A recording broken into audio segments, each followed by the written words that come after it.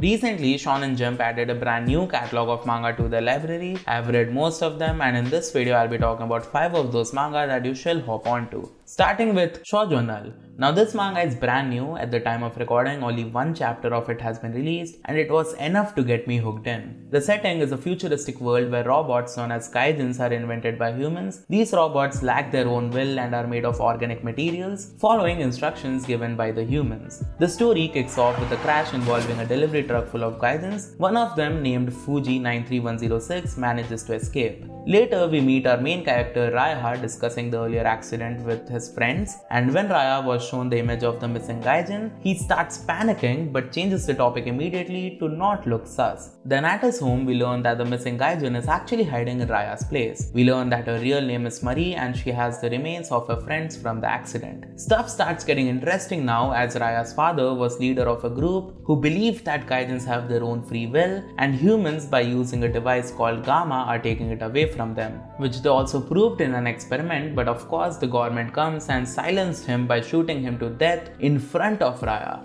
Since then, Raya treats gaijins as equal to humans and wanted to create a world where gaijins lived a normal life. But he too knows that he can't do big stuff like his father, so he just tries to help gaijins even if it's just for a little while.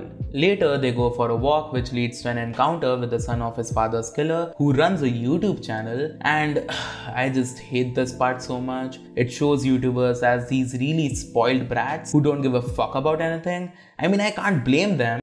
In grind for content, these guys were trying to find the missing gaijin, and they sure do, but it does not stop here, as one of the kid breaks the remains Marie had of her friends. And now shit goes crazy. Marie basically wakes up with a cold look in her eyes. They start trying to kill each other. In process, they end up cutting Marie's head, which removes the Gamma device that kept her in control, resulting in a striking showdown where she kills all the YouTubers. Interestingly, Marie seeks Raya's permission before taking action, and recalling his father's philosophy and the mistreatment of gaijins, Raya responds by saying, "It's your choice," which exemplifies his commitment to change. Now both of them set out to make a world where gaijins can live a normal life. I know this plot is very overused, but hey, that's the case with almost every shonen these days, so I don't mind it. The first chapter definitely held my attention with its exciting intensity, so I'm definitely planning to keep reading and find out what happens next. The sports manga tells the story of Nito Asumi, a young guy whose grandpa has dementia and used to be a martial arts pro. At first, Nito feels very bland as a character. He wants to live an average life, he's into girls who wear specs, and deals with bullies. He's like your typical shonen underdog hero. But he's been learning martial arts from his grandpa since he was a kid. He also blames himself for his grandpa's dementia, as 7 years ago his dad died in a car accident, which makes him conclude that even strong people can die. So he does not want to waste his time training martial arts with his grandpa, and Nito thinks that here's where his grandpa lost it all. Anyways, as he was talking about how he wants to live an average life, he bumps into a cutie with glasses. From Nito's point of view, this girl is now Okiba and she wants to become an MMA fighter, the same as his best friend Yuya Fujita. They all encounter bullies together, but this time Nao is right there recording the bullies, and she was ready to go all out until Nito, being the boring ass that he is, interrupted the fight so stuff doesn't go too bad. Then they end up at Nao's father's gym, and this is great for Yuya as he anyways wanted to join the gym. And this is where the plot kicks in, as we learn all the basics of an MMA fight, you know, the different moves and all. In between their training, Nito randomly leaves as he has to take care of his grandpa, forgetting his shirt behind. So Nao follows him to return it to him. She finds Nito surrounded by the past bullies, threatening him to get Nao's phone so that they can delete the recordings. But then the main character energy kicks in as Nito starts going apeshit. But as you can see in his eyes, he's doing all this while being unconscious. Nao comes and stops the fight, worried about Nito getting hurt. Nito shares the story with his grandpa, talking about the feeling of punching the fuck out of enemies, after which he asks him to train him while narrating that his C-tier average life is about to take a major shift. This manga definitely has the potential to become the next big sports manga. There are already many interesting plot lines set from just the first chapter, and who doesn't like an underdog story? We are following the story of Juzo Ogami, a 39-year-old dude who is one of the best assassins in the world, and that's really all he knows.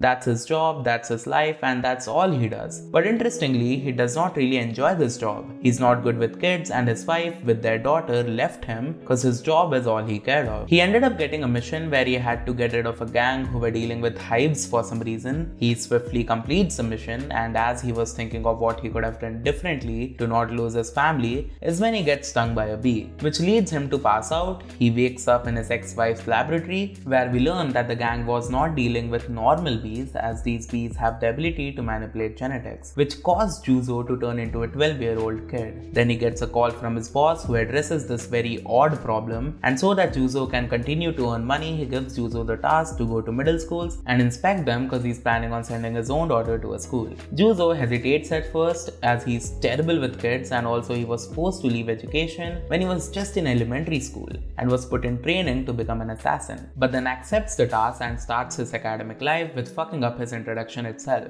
And now the students think that he's a creepy weirdo. These two girls started teasing him for being so gloomy, but as he was walking through the campus, an actual creepy perverted weirdo shows up who beats down the security and targets the two girls who were teasing Juzo. Then of course Juzo shows up and saves the day only to pretend like he did nothing. Now that he's a student, he also has to study. At first he was not interested, but then really got into the process of learning as he learned a ton of new stuff, like numbers don't only go up but they go down to the negatives as well. He got so into learning that he would complete all of his homework and prepare for the next day before the day even ends. The chapter ends with the two girls thanking him for saving them and adding him to the school group, which creates a very comedic moment because in mind Juzo is still a boomer, and seeing him dealing with all this Gen Z shit is so funny. On the final page, we see Juzo actually liking this new life better than even the old one, and is very optimistic about living a life of a normal student. I think this right here is the real premise of the story.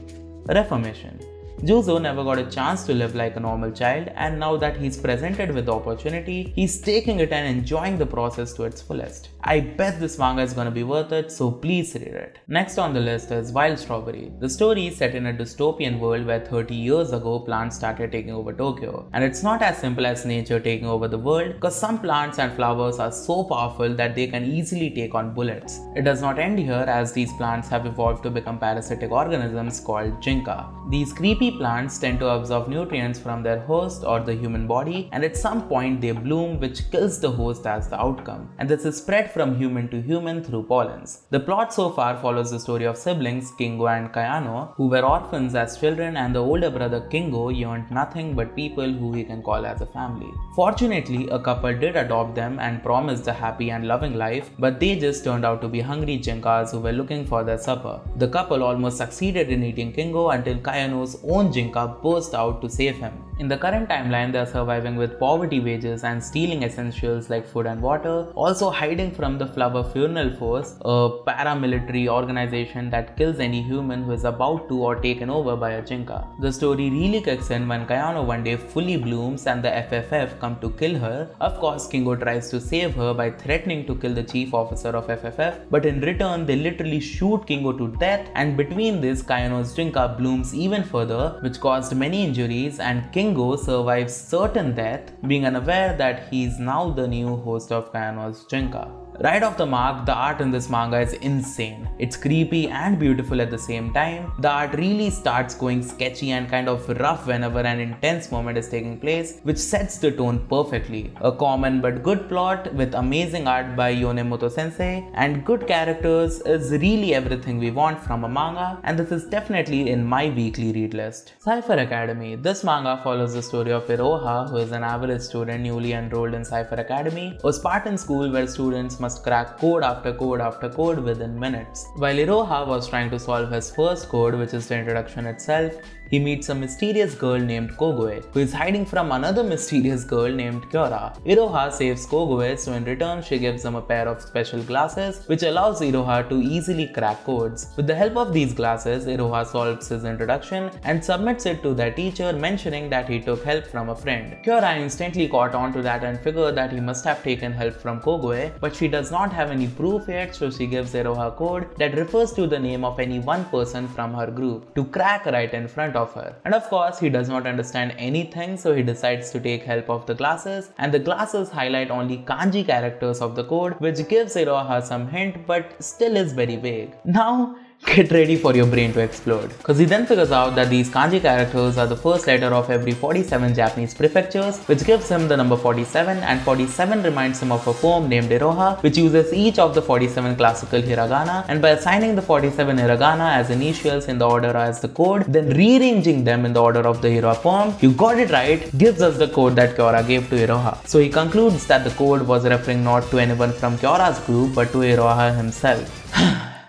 Yeah, I know it's wild, and I do understand that this manga is not for everyone as it gets too complicated at times, and this is only the first chapter, so things will only get wilder from here. But I personally really enjoyed it because the complicated nature of the story really messes with my mind, and weirdly, I kinda enjoy that. Not to mention the characters are also great. That's about it. I hope you found at least some manga to read through this video, and at last, thank you everyone for watching, and we'll see you guys the next time.